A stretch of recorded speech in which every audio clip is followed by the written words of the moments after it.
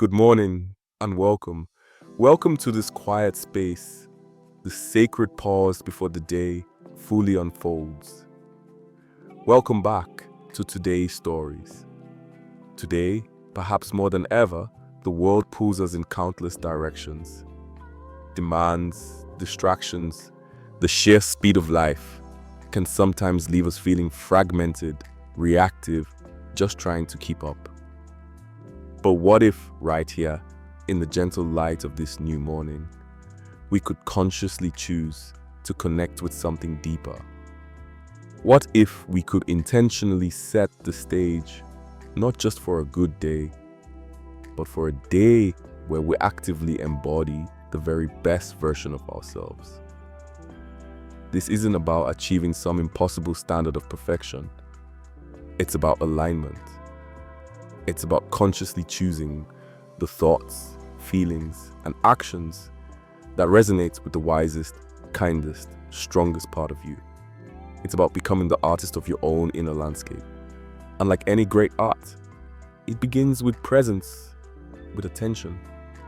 The ancient masters, the mystics and philosophers, all pointed towards one fundamental starting point, the present moment. It sounds simple, almost cliche, yet it holds profound power. How often do we truly arrive where we are? Our bodies might be here, making coffee, getting dressed, but our minds are already racing ahead to the to-do list or replaying yesterday's worries. The Zen master, Hanh, reminded us with such gentle clarity. The present moment is filled with joy and happiness.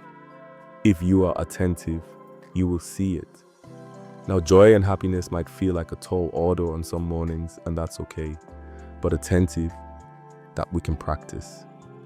Can you take just one conscious breath right now? Feel the air entering your lungs. Feel it leaving. Notice the sensation of your feet on the floor, the sounds around you, the quality of the light. This isn't about emptying your mind. It's about anchoring it in the only moment where life is actually happening. This presence is the fertile ground upon which your best self can begin to take root today. Before you rush, before you react, arrive. Breathe. Be here. This is your foundation. Once we've found a measure of presence, the next step is intention. Who is this best version of yourself you aspire to be today? It's not a static identity carved in stone. It's a direction, an orientation, guided by your deepest values. Perhaps today, your best self means being more patient with your children, your colleagues, or even yourself. Perhaps it means being courageous, speaking up in a meeting, starting that difficult task, or setting a needed boundary. Maybe it's about being more kind, more focused, more grateful, or more disciplined. The great philosopher Aristotle spoke extensively about arete, often translated as excellence or virtue. He believed it wasn't an abstract idea, but something cultivated through habit and conscious choice. He said, excellence is never an accident. It is always the result of high intention, sincere effort, and intelligent execution. So take a moment this morning. What is your high intention for embodying your best self today? Don't overwhelm yourself. Choose one or two qualities. What virtue do you want to actively cultivate? Let this be your inner compass, guiding your choices throughout the day. Knowing your direction is the first step towards moving purposefully. Now, here's a crucial piece of wisdom. The path towards your best self is rarely a straight line. There will be moments today where you falter. You'll forget your intention. You'll react impatiently.